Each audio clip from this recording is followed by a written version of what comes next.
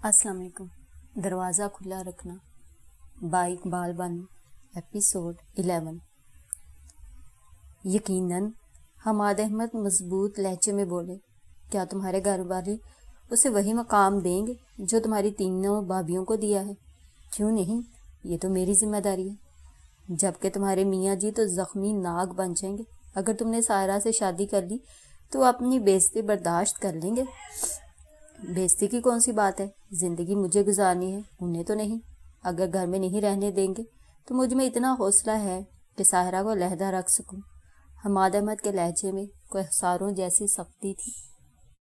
अद्दी, मैं चाहता हूँ कि मेरा निकाह तुम्हारे घर पर हो। क्या? आदिल को लगा जैसे छत उसके सर पर आ रही हो।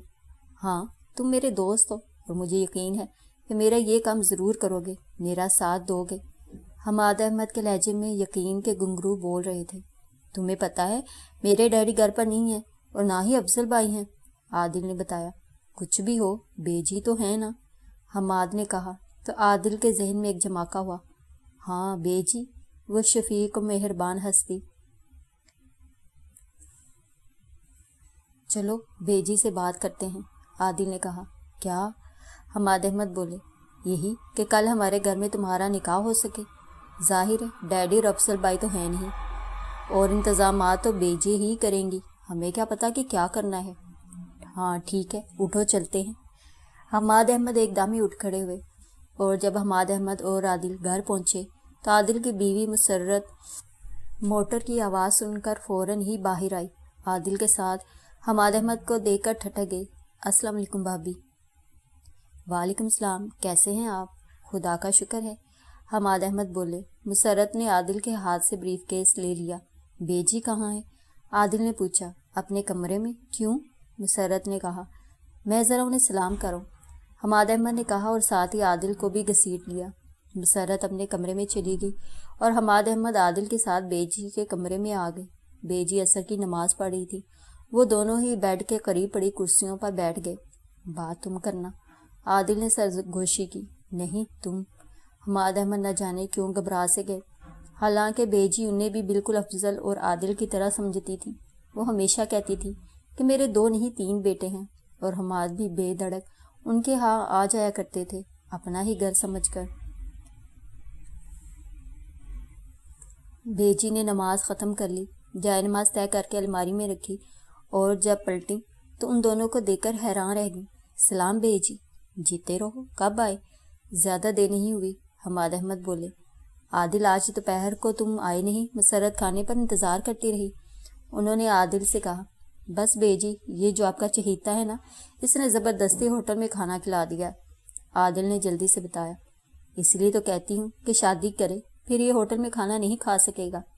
बेजी बेड पर बैठ गई। बल्कि नवाला ही नहीं उतरेगा बीवी के बगैर, आदिल ने शरारत से कहा। शर्म करो, हमाद अहमद झींक गए।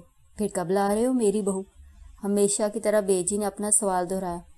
आप मदद करें बेजी तो कल ही, आदिल ने कहा। खुद ब खुद राह हमवार हो गई थी, इसलिए जल्दी से आदिल ने मतलब की बात कह दी। क्या मतलब? बेजी चौंक कर बोली। बेजी, आपका हमाद बहरे इश्क में कूद गया है और जिस लड़की के साथ कूदा है वो मतवस्त तबके की लड़की है, सफ़ेद पोश लोग हैं और हमाद के मियाँ जी को अपनी अमारत पर बहुत फ़ख्र, बहुत गरूर है। वो नहीं मान रहे, जबकि हमाद अहमद उसके अलावा किसी को भी ज़िंदगी का साथी बनाने का तस्वुर भी नहीं कर सकते, आदिल कहता रहा। उसने साहिरा शम्स की मजलूमियत की दास्तान कुछ इस तरह सुनाई कि हमाद अहमद भी दिल ही दिल में अश अश कर उठे। बेजी की पलकें नम हो गई ये सुनकर कि उसकी माँ भी नहीं है इस जहां में। बेजी, अगर हमने जल्दी कुछ ना किया तो इसके वालिद 2-4 रोज़ में उसे 70 साला बूढ़े से ब्याह देंगे और उस बदबख्त की पोतियों जैसी है। अब भला आप खुद सोचें, भला ये जुल्म नहीं है? है, जुल्म है, मगर तुम्हारे डैडी भी नहीं है और बेजी ने पुरतफक्कर लहजे में कहा। आप जो हैं बेजी, हमाद अहमद दुलार से बोले। प्लीज़ बी अम्मा, इनकार मत करें, आपसे मुझे बहुत उम्मीदें हैं, आप मेरी माँ हैं। मैंने कब कहा कि मैं तुम्हारी माँ नहीं, मगर बख्त जहाँ को तो तुम्हारा साथ देना चाहिए। वो तो मियाँ जी से इस तरह डरती हैं जैसे कौवा गुलेल से, बल्कि मुझे भी मियाँ जी की बात मान लेने की तलकीन करती हैं। और बेजी, आप खुद सोचें, क्या ये छोटी सी ज़िंदगी भी हम अपनी मर्ज़ी से ना गुजारें?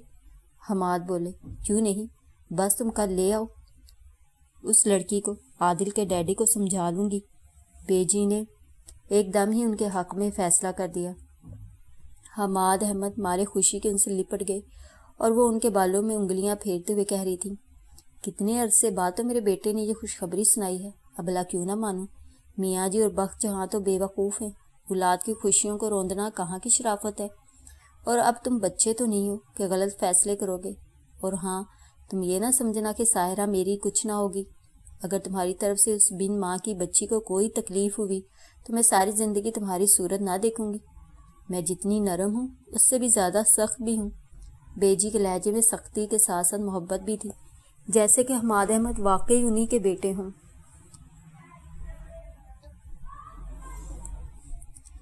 حماد احمد ان کے خلوص و محبت کے سامنے موم ہی تو بن گئے۔ بیجی، آپ کو کبھی شکایت کا موقع نہ ملے گا، انشاءاللہ بھی تو کہو، عادل نے کہا تو وہ ہنس دیے۔ بیجی، میرے گھر سے صرف شہری شرکت کرے گی اور پلیز کسی کو پتہ نہ چلے، خصوصاً جب تک نکاح نہ ہو جائے۔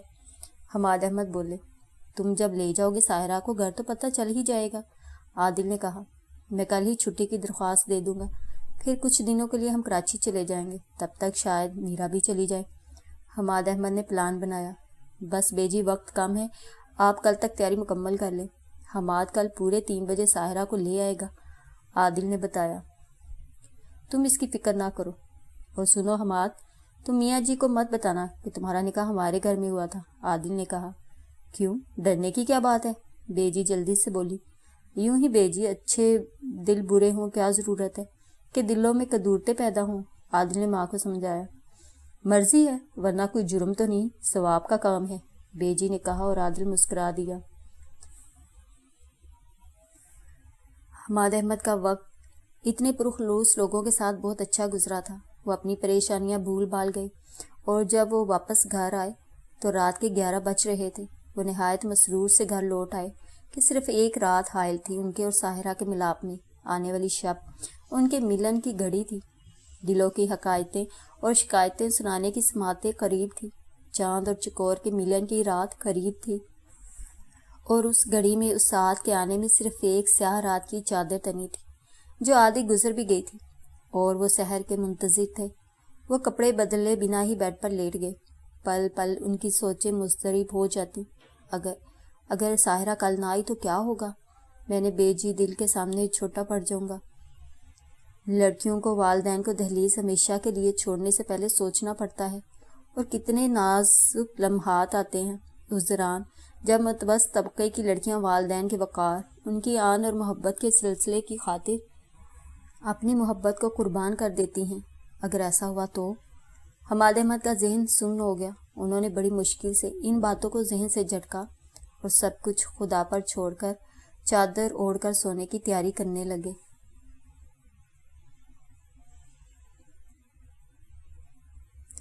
دیواروں کے سائے لمبے ہو کر بڑھتے چلے جا رہے تھے اور ابھی تک ساحرہ نہ لوٹی تھی۔ عابدہ بیگم جہاں کی سست ترین عورت تھی، ان کو ہول اٹھ رہے تھے کہ رات کے کھانے کی تیاری بھی نہیں ہوئی تھی۔ آج شمس الرحمن بھی جلد آنے کا کہہ گئے تھے، کیونکہ آج انہوں نے فرید کو رات کے کھانے پر خصوصی طور پر بلوایا تھا۔ رات ہی تو انہوں نے عابدہ بیگم سے کہا تھا کہ وہ فرید کو کھانے پر بلا لیں، وہ ساحرہ کی بات اس سے پکی کر دیں گے، مسائل سامنے بیٹھ کر حل کر لیں گے، اور عابدہ بیگم نے سویرے سویرے ہی زاہد کو بھیج کر فرید کو شام کی دعوت دے دی تھی۔ آج ان کے بھائی کے رشتے کی بات پکی ہونی تھی، جو خواہش انہوں نے کی تھی وہ پوری ہو گئی تھی، آج اس خواہش کی تکمیل پر منظوری کا ٹھپا لگنا تھا۔ تبھی دروازہ کھلا اور شمس الرحمن لفافوں سے لدے پھندے گھر میں داخل ہوئے۔ یہ لو بھئی، انہوں نے فرور سے بھرے لفافے چارپائی پر رکھ دیے۔ آج جلدی آ گئے ہیں، سلمیٰ ٹھنک کر بولی۔ بھئی، فرید کو جو آنا تھا، لڑکوں سے کیا آیا ہوں دکان بڑھا دو، حالانکہ یہی وقت کام کا ہوتا ہے، مگر یہ بھی اہم کام ہے۔ شمس الرحمن ہنستے ہوئے چارپائی پر بیٹھ گئے۔ کتنی مشکل سے تو انہوں نے اپنی مکھن جیسی بیٹی کو فرید کے سپرد کرنے کا فیصلہ کیا تھا، جبکہ وہ کسی بھی صورت ساحرہ کے قابل نہ تھا، مگر شمس الرحمن جانتے تھے کہ جیسے گھر ہوتے ہیں ویسے ہی رشتے آتے ہیں، اور اپنے سے اونچے گھروں میں جانا بھی نہیں چاہیے کہ کل کو احساس کمتری کی دلدل میں دھنستے چلے جاؤ۔ ساحرہ کہاں ہے؟ انہوں نے آنگن میں نظر دوڑائی. شاید کمرے میں ہے. عابدہ بیگم نے کلا بازیاں کھاتے دل کو سنبھالتے ہوئے کہا. انہیں نہ جانے کیوں یہ یقین تھا کہ ساحرہ کمرے میں نہیں. اگر ایسا ہوتا تو وہ باپ کی آواز سنتے ہی باہر آ جاتی. تم نے اسے بتا دیا ہے نا کہ آج فرید کس لیے آ رہا ہے؟ انہوں نے بیوی سے پوچھا تو عابدہ بیگم نے نفی میں گردن ہلا دی. چلو میں بتا دیتا ہوں. وہ اٹھے اور ساحرہ کے کمرے کی طرف بڑھ گئے. ان کے لب بظاہر مسکرا رہے تھے مگر دل نہ جانے کیوں درد کا پھوڑا بنا ہوا تھا جیسے کہ ابھی پھوٹ جائے گا، اور وہ یہی سمجھ رہے تھے کہ ان کا دل کبھی بھی بے ایمان ہو جاتا. وہ کمرے میں داخل ہوئے تو کمرے پر سناٹا کا شامیانہ تنا ہوا تھا. ساحرہ، ساحرہ بیٹے. شمس الرحمان کی آواز میں شہد ہی شہد تھا. ان کے لہجے میں دنیا جہاں کی پدرانہ شفقت تھی. مگر ساحرہ نظر نہ آئی تو وہ آگے بڑھے. ساحرہ کے بستر پر بیٹھے ہوئے انہوں نے تکیہ اٹھا کر گود میں رکھا تو ایک لفافہ فرش پر جا گرا. انہوں نے جھک کر لفافہ اٹھایا. ابا جی کے نام لفافے پر بڑے بڑے لفظوں میں لکھا تھا. شمس الرحمان کے پورے وجود پر لرزہ طاری ہو گیا. وہ بغیر لفافہ کھولے اور خط پڑھے مضمون بھانپ چکے تھے. انہوں نے کپ کپاتے ہاتھوں سے لفافہ چاک کیا اور اس کے اندر رکھا انگارہ نکال لیا. سفید کاغذ ان کے ہاتھ میں تھا جس پر نیلی روشنائی سے ساحرہ نے موتیوں جیسے حروف میں گھر چھوڑنے کی وجہ لکھی تھی. شمس الرحمان نے ایک بار نہیں کئی بار بغیر سانس لیے اس کی تحریر کو پڑھا تھا. باپ کے نام بیٹی کا پہلا خط تھا. یہ پہلا نامہ ساحرہ نے باپ کو لکھا تھا. جیسا دل خراش کہ شمس الدین کی رگ رگ میں دکھ مل گیا تھا. دل کی عمیق گہرائیوں میں اندر، بہت اندر ماتم کی سی کیفیت طاری تھی. بہت ضبط کر رہے تھے وہ خود پر، مگر جس قدر وہ ضبط کے پشتے باندھتے دکھ کا تیز ریلا انہیں توڑ ڈالتا. یہی کشمکش تھی جو ان کی آنکھوں میں تھی، اور آنسو ٹوٹی ہوئی لڑی کے موتیوں کی طرح ان کے گالوں پر لڑکنے لگے. انہوں نے ساحرہ کا خط سینے سے بھینچ لیا. سارو میری جان، تم مجھ سے تو کچھ کہتی، مجھ سے شکوہ کرتی، مگر ایسی بچیاں تو میرے دل میں نہ اتارتی. کیا ان کے لبوں پر لرز گئی. تم نے تو کچھ کہا ہی نہیں اور اتنا بڑا قدم اٹھا لیا. قصور تو تمہارا ہی تھا. تم نے خود کہا تھا کہ تم کسی حماد احمد خان کو نہیں جانتی. مجھے شک گزرا تھا کہ شاید تم سچ نہیں کہہ رہی، مگر مجھے تم پر اعتماد تھا. ہاں، ایسا اعتماد جس کی تم نے دجیاں اڑا دی ہیں. میں نے تمہاری زبان پر اعتبار کیا تھا. بیٹا، تم نے اپنے باپ پر اعتماد نہیں کیا. جان، تم کہہ دیتی تو میں اپنے فیصلے میں لچک پیدا کر لیتا، تمام دکھوں کا ازالہ کر لیتا. جو دکھ تم نے اب تک جھیلے تھے سب کا ازالہ ہو جاتا، مگر تم مجھے موقع تو دیتی. شمس الرحمان کے اندر خیالات کی لہریں اٹھ رہی تھیں. ابھی تو جان شانوں کا زخم ہی مندمل نہیں ہوا. میری آنکھیں آج بھی ہر چہرے میں اسے کھوجتی ہیں. ہر آہٹ پر شانوں کی آہٹ کا گمان ہوتا ہے. تمہیں تو پتہ بھی نہیں کہ روز میں دوپہر کو گھر میں داخل ہونے سے پہلے دروازے کے باہر لگے لیٹر باکس کی تلاشی لینا نہیں بھولتا، مگر روز ایک خالی ڈبہ میرا منہ چڑھاتا ہے. اور کبھی جو کوئی لفافہ ہاتھ لگ جائے تو ڈیرو خوشی میرے دل میں اتر جاتی ہے.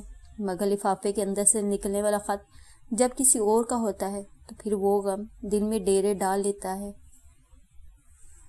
جس سے میرا برسوں کا ناتا ہے. میرا بیٹا بہت ذہین تھا، مجھے علم ہے. وہ گھر کا راستہ نہیں بھولا. اسے پتہ ہے اس گھر کا. بس عابدہ بیگم کے خوف سے اس کے قدم اس گھر کی طرف نہیں آتے. مجھے پتہ ہے. کاش وہ اپنا کوئی پتہ دے دیتا، میں خود اس کے پاس چلا جاتا.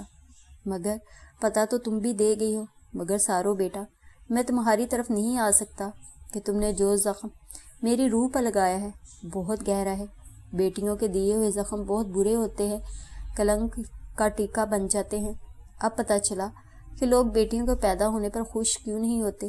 اس لیے کہ انہیں بیٹی سے نہیں، ان کے مقدر سے خوف آتا ہے.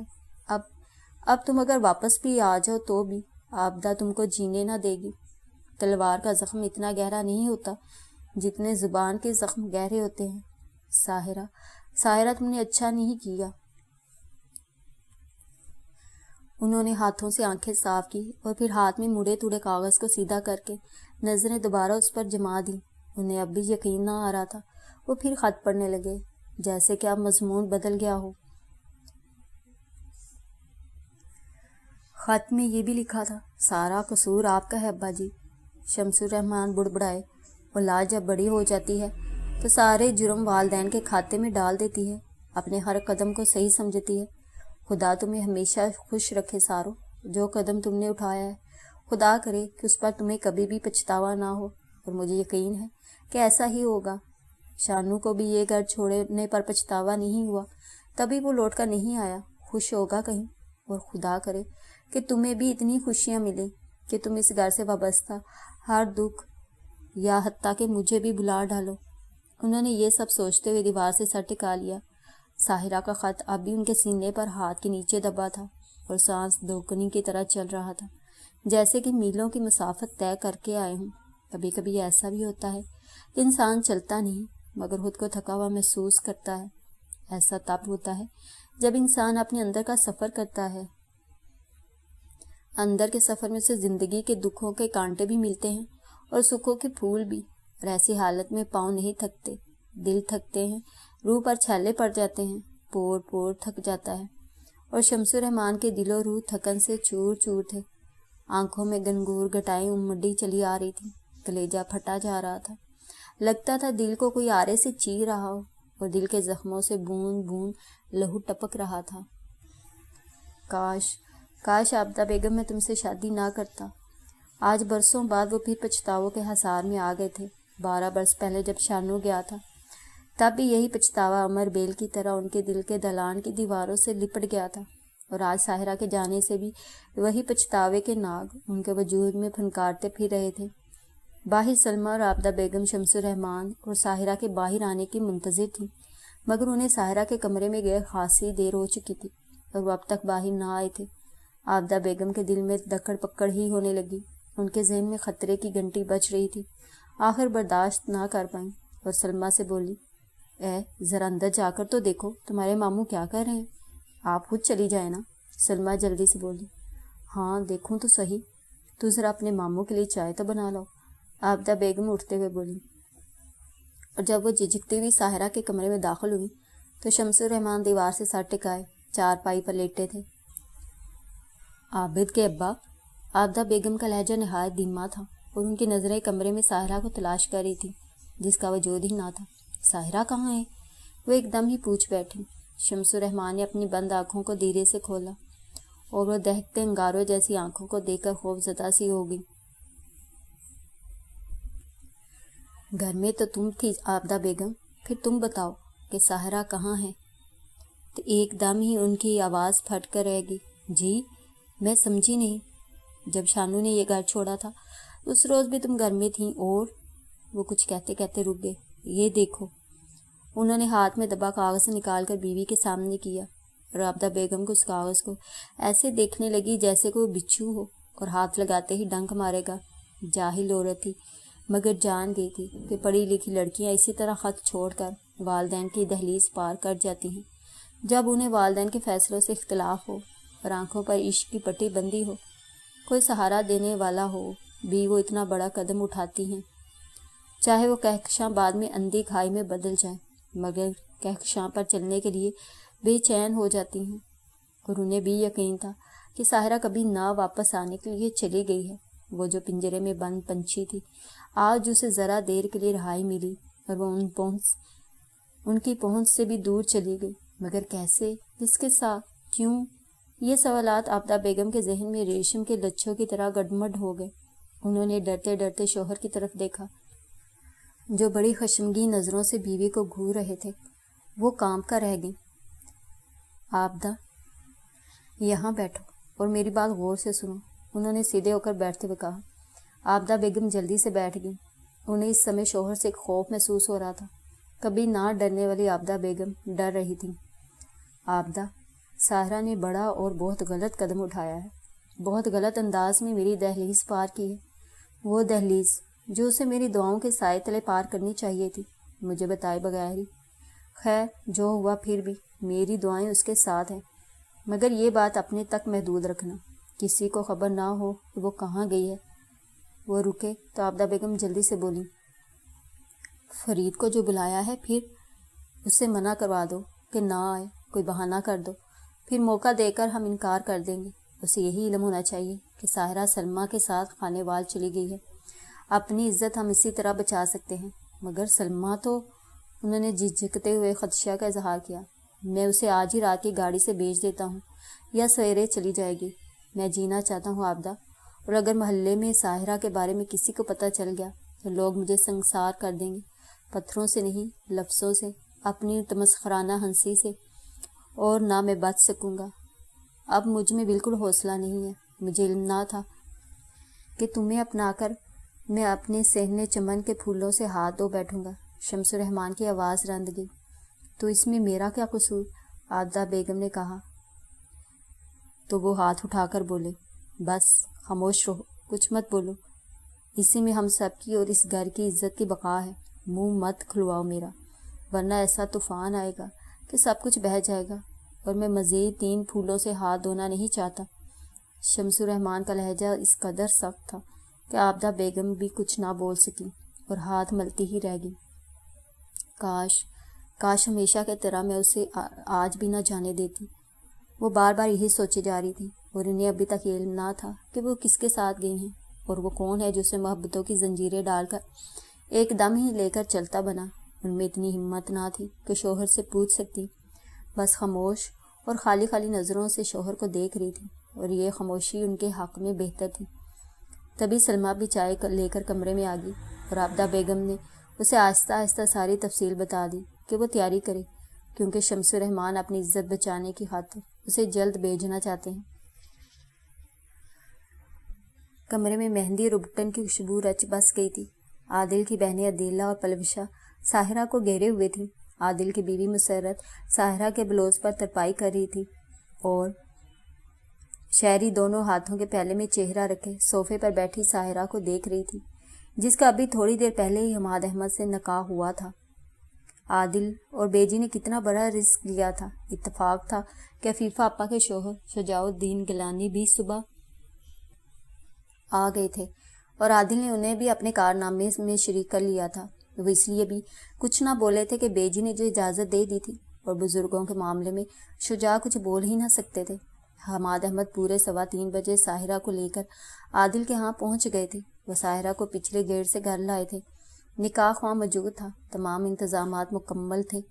ساحرہ اور حماد احمد خان کو کچھ سوچنے کا موقع نہ ملا تھا، اور صرف 10 منٹ کے اندر ہی اندر ان کا نکاح ہو گیا تھا۔ بیجی اب ساحرہ کو تیار کرنے کے لیے کہہ رہی تھیں، پھر وہ کمرے میں چلی گئی۔ تبھی حماد احمد اور عادل کمرے میں آ گئے، ان کے ساتھ وقار ملک بھی تھا۔ ابھی باہر جائیں، پلوشہ چیخی، اور عدیلہ نے جلدی سے ساحرہ کو چادر میں چھپا دیا۔ کیوں بھئی، باہر کیوں جائیں؟ حماد نے معصومیت سے پوچھا۔ بس ہمارا حکم ہے، عدیلہ نے کہا۔ جاؤ حماد تم، عادل بولا۔ اور تم کیوں نہیں جاؤ گے؟ حماد احمد نے پلکیں جھپکا کر پوچھا۔ بھئی میں تو دلہن کا بائی ہوں، میں کیوں جاؤں، تم کھسکو یہاں سے۔ عادل نہایت سنجیدگی سے بولا۔ یہ تو شرافت نہیں کہ شرافت ہو یا… عادل نے جملہ ادھورا چھوڑ کر شرارت سے دیکھا۔ اسے کہتے ہیں طوطا چشمی، حماد نے دل فریب مسکراہٹ سے کہا۔ آپ بھی نکلیں عادل بھائی، عدیلہ نے جلدی سے کہا۔ بھئی میں تو سیدھی طرح چلے جائیں، ورنہ… پلوشہ نے بھی دھمکی دی۔ ورنہ کیا کر لو گی؟ میری بیوی جہاں ہوگی وہیں میں بھی جاؤں گا۔ عادل نے شرارت سے مسرت کی طرف دیکھا۔ لے جائیں اپنی بیوی کو بھی، پلوشہ نے بغیر کسی لحاظ سے کہا۔ بڑی بے مروت ہو پلوشہ، عادل تنک کر بولا۔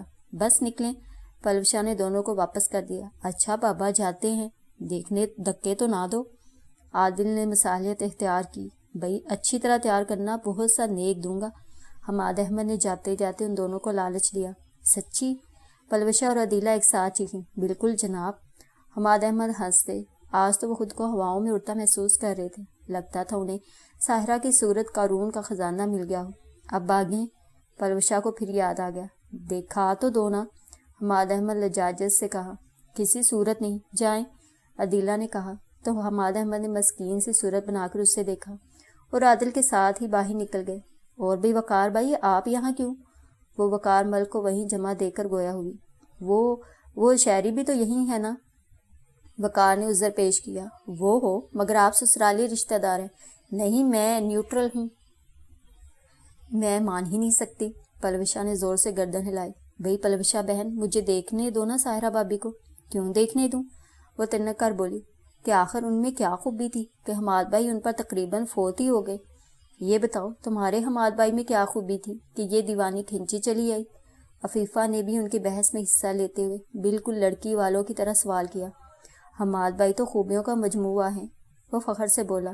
تمہاری دلہن بھی گلدستہ ہیں، مان جاؤ نا۔ قطعاً نہیں، آپ کا دل بے ایمان ہو گیا تو؟ پلوشا کے لہجے میں شرارت تھی۔ تو کیا ہوگا؟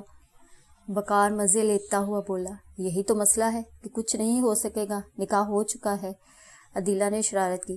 جی نہیں، ہماری شہری صاحبہ موجود ہے اور ہمارا دل عرصہ ہوا ان کے لیے بے ایمان ہو کر گولڈ میڈل جیت چکا ہے، اب کوئی سکوپ نہیں ہے۔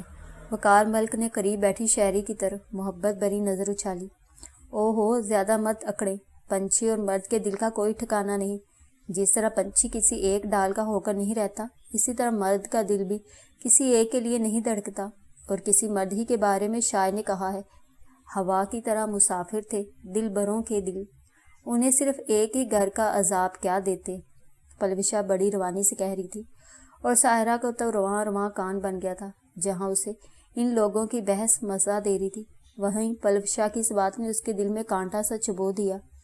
پھر وہ نہ سن سکی کہ وقار ملک نے پلوشا کو کیا جواب دیا۔ چونکی تو اس وقت جب عدیلہ نے اس پر سے چادر اتار لی، افی آپا دروازہ بند کر رہی تھی، جس کا مطلب تھا کہ وقار ملک بھی کمرے سے چلا گیا ہے۔ اب ان دونوں بہنوں نے ساحرہ کو گھیر لیا تھا۔ عدیلہ اسے جلدی جلدی اپٹن لگانے لگی۔ آج ہی ساری رسمیں پوری کر لینا۔ دیکھو بھئی، مہندی ایکسپرٹ میں ہوں، میں لگاؤں گی، پلوشا نے کون میں سے سوئی سے سوراخ کرتے ہوئے کہا۔ اور میک اپ میں کروں گی کیونکہ میں میک اپ ایکسپرٹ ہوں، افی آپا ہنس کر بولی۔ جی ہاں، عدیلہ نے فخر سے کہا۔ یاد نہیں آپ کو، آپ کی نند سجیلا کا میک اپ میں نے ہی کیا تھا؟ ہاں، جسے شوہر نے پہچاننے سے انکار کر دیا تھا۔ کیوں؟ شہری جو اب تک خاموش بیٹھی تھی بول پڑی کہ بھئی یہ کون بتنی ہے میرے کمرے میں؟ ہم سب نے بڑی مشکل سے ناصر کو سمجھایا کہ تمہاری بیوی ہی ہے، کوئی اور نہیں۔ افی آپا ہنس ہنس کر بتا رہی تھی، اور عدیلہ ان کے سفید جھوٹ پر پیچ و تاب کھا رہی تھی۔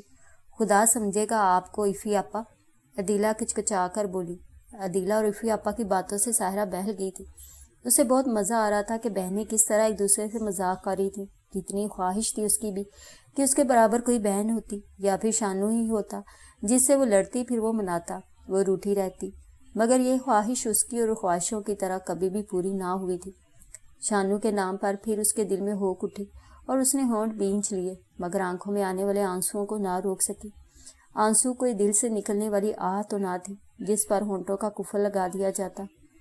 لو بھی ساحرہ کا بلاؤز مکمل ہو گیا ہے، مستری کر لاؤں، مسرت نے کہا۔ نہیں، ہم ساڑی نہیں پہناتے بابی، پلوشا ٹھنک کر بولی۔ پھر کیا پہنائیں گے؟ وہ جو آپ نے ایمل بھائی کی شادی میں پہننے کے لیے آتشی غرارہ سوٹ بنایا ہے وہ لے آئیں۔ ہاں وہ ٹھیک ہے، میرا اور ساحرہ کا ناپ تو تقریباً ایک ہی ہے۔ مسرت کو یاد آ گیا، کل ہی تو درزی سے وہ سوٹ لائی تھی۔ یہ ساڑی ٹھیک ہے بابی، شہری نے کہا۔ نہیں، یہ ساحرہ کل پہن لے گی، میں وہی لے آتی ہوں، ابھی تو شادی میں 2 ہفتے ہیں، پھر بن جائے گا، ورنہ اور بہت کپڑے ہیں۔ مسرت نے میٹھی نظروں سے ساحرہ کو دیکھا اور جلدی سے کمرے سے نکل گئی۔ یوں بھی وہ سب بہت خوش تھی۔ حماد احمد نے اس گھر ہی کی لڑکیوں کو کرتا دھرتا بنا دیا تھا۔ مسرت اور افی آپا بھی انہی کی ہم نوا تھی کہ بیجی جو ان کی طرف تھی۔ مسرت سوٹ کے ساتھ اپنے زیور بھی اٹھا لائی تھی، آخر دلہن کو سجانا بھی تو تھا۔ زیور ہیں بابی، شاعری نے کہا۔ کہاں ہیں؟ میں لاتی ہوں، اماں جی نے حماد بھائی کی دلہن کے لیے زیور بنوا کر لاکڑ میں رکھے ہوئے تھے، میں لے آئی کہ وہیں میرے زیور بھی ہیں۔ ماں جی کو معلوم ہے؟ افی آپا نے پوچھا۔ نہیں، مگر جب پوچھا تو بتا دوں گی۔ بھائی کی دلہن کے تھے دے دیے ہیں، کسی اور کو تو نہیں دیے نا؟ شہری نے نہایت لاپرواہی سے کہا، اور اپنے قریب رکھے بیگ کو مسرت کو اٹھا کر دے دیا۔ پلوشا ساحرہ کو مہندی لگا رہی تھی، بہت خوبصورت باریک باریک نقش اور پھول اور بیلیں بنا رہی تھی۔ مسرت نے بیگ میں سے زیورات کے ڈبے نکال کر نیچے ہی رکھے اور سیٹ دیکھنے لگی تو ساحرہ کی آنکھیں چندیا گئیں۔ پورے 5 سیٹ تھے، ڈائمنڈ، فیروزے کا سیٹ اور 3 سونے کے سیٹ تھے، 5 لڑکی مالا اور خوبصورت کنگن، 24 چوڑیاں، ہیرے اور زمرد کی انگوٹھیاں۔ یا خدا، اتنا زیور ایک دلہن کا! ساحرہ کو حیرت ہو رہی تھی۔ یہ کتنی خوبصورت انگوٹھی ہے، इफ़ी आपा ने एक अंगूठी उठाकर देखते हुए कहा, जिसमें मैरून नग था और उसके चारों तरफ बारीक बारीक हीरे जुड़े हुए थे। इफ़ी आपा, ये मुझे दीजिए, शहरी ने हाथ बढ़ाकर कहा। क्या तुम्हारी है? उन्होंने पूछा। नहीं, ये हमाद भाई खुद भाभी को देंगे, हमारी रवायत के मुताबिक। शहरी मुस्कुराई। यहाँ और कौन सी रवायात पूरी हुई हैं जो तुम ये रवायत पूरी कर रही हो? साहिरा ने दुख से सोचा, मगर कुछ कह ना सकी। कहती तो भी क्या, जो कदम हमाद और उसने उठाया था उसमें तो यही होना था, दूसरों के हस्बे ख्वाहिश चलना था। वो भी तो हमाद अहमद की ख्वाहिश पर घर की दहलीज पार कर आई थी।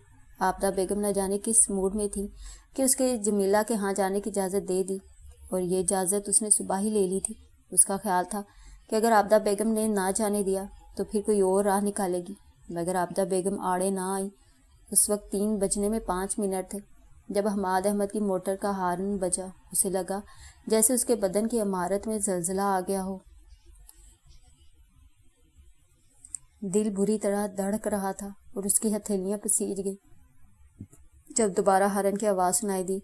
अम्मा और सलमा कमरे में सोई हुई थी और बच्चे लूडो खेल रहे थे। पूरे 3 बजे फिर हमाद अहमद ने हारन दिया और साहरान को खुद चादर में लिपट कर लरजते कदमों से कमरे से निकली और फिर लड़खड़ाते कदमों से अपने घर का आंगन पार करके दहलीज भी पार कर ली। गले में दूर दूर तक सन्नाटे का राज था और ये इत्तेफाक ही था कि गली में कोई मौजूद ना था। शायद किस्मत भी उसका साथ दे रही थी। हमाद अहमद ने उसे आता देख लिया था। उनका अनजाने खदशों में गिरा हुआ दिल एकदम ही भंवर से निकल आया और लोगों पर मुस्कुराहट बिखर गई। साहिरा के कदमों की लर्जिश साफ महसूस कर ली थी। उन्होंने जल्दी से फ्रंट डोर खोल दिया था। वो भी तो इधर उधर देखे बगैर जल्दी से मोटर में बैठ गई थी। दोनों चुप थे मगर लम्हे बोल रहे थे और साहिरा के दिल में उठने वाले शिकवे भी हमाद अहमद ने दिल की समातों से सुन लिए थे। सो सॉरी डियर, असल में कभी भी ख्वाब जब हकीकत में बदलते हैं ना तो यकीन ही नहीं आता। उसके बाद उन्होंने साहिरा से कोई बात ना की थी। जब वो साहिरा को लेकर आदिल के घर पहुंचे तो आदिल और बेजी उनके मुंतज़िर थे। बेजी ने आगे बढ़कर साहिरा को मोटर से उतरने में मदद दी और आदिल ने साहिरा के सभी चेहरे और कोमल वजूद को देखकर सोचा, वाकई हमाद तुम्हारा इस हीरे के लिए तड़पना बेजा ना था। फिर साहिरा को बेजी अपने कमरे में ले आई थी और हमाद अहमद आदिल के साथ ड्राइंग रूम में चले गए थे। फिर साहिरा को पता ना चला कि क्या कुछ होता रहा। बस इतना याद है कि उसने निकाह नामे पर दस्तखत किए थे, कबूलियत के 3 बोल कहे और हमाद अहमद के साथ अटूट बंधन में बंध गई। ऐसा बंधन जिसे सिर्फ मौत ही तोड़ सकती थी, मगर यह बंधन तो उसने अपनी मर्जी से जोड़ा था। लेकिन फिर भी वो बेजी के सीने से लाकर बेतहाशा रोई थी और अब भी बार बार आंसू उसकी आंखों में आते चले जा रहे थे।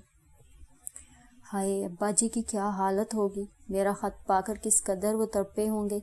कितने लहू रंग आंसू उन्होंने बेतहाशा बहाए होंगे। मुझे कोसा होगा, मरने की दुआएं मांगी होंगी। और साहरा के ख्यालों की डोर टूट गई। मुसरत ने केसर प्लेयर में केसर लगाया और बड़ा खूबसूरत गीत कमरे में गूंज गया था। इंसान के जिस्म में किस कदर नन्हा सा दिल है, मगर यह भी एक वसी समंदर है। ऐसा समंदर जिसकी ना कोई वसअत है और ना ही गहराई, मगर इंसान और समंदर में भी एक कदर मुमासलत है कि दोनों की कोई तय नहीं है। समंदर में भी लहरें मचलती तड़पती साहिल पर आकर सर पटकती हैं और इंसान के दिल में भी प्यारो मोहब्बत की लहरें उमड़ती चली आती हैं और दिल की दीवारों से सर मारती हैं। इन जज्बाती लहरों की शोरीदा सरी इंसान के चेहरे से आया हो जाती है। यही हाल इस वक्त हमाद अहमद का भी था। उनका दिल तड़प रहा था कि विसाल अभी बहुत दूर था। प्यार के जवार भाटे उस चमकते चांद की जानिब उठ रहे थे जो उनके दिल का चांद था, और वो चांद साहिरा थी। आदिल और वकार उनसे क्या कह रहे थे वो कुछ ना सुन रहे थे। शुजाउद्दीन गिलानी भी करीब ही बैठे थे। गाहे बगाहे ही कुछ कह देते, मगर वो यहाँ थे ही कब जो किसी की सुनते। वो तो तसव्वुर की जोरदार दुनिया के बासी थे जहाँ साहिरा मोम बनकर पिघल रही थी, जिसकी हसीन कटोरे जैसी आंखों से वो पी रहे थे, जिसकी मोहब्बत उनके वजूद में सरशारी दौड़ा रही थी। आदिल की किसी बात का वो जवाब ना दे सके तो वकार मलिक ने शरारत से कहा, میرے خیال میں آپ کا دل باتوں میں نہیں لگ رہا۔ صحیح کہہ رہے ہو تم، انہوں نے کھلے دل سے اعتراف کیا۔ تو یہ بات ہے، بتاؤ تو ہو کہاں؟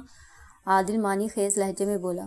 ہاں وہاں ہے جہاں سے ہم بھی آپ اپنی خبر نہیں آتی۔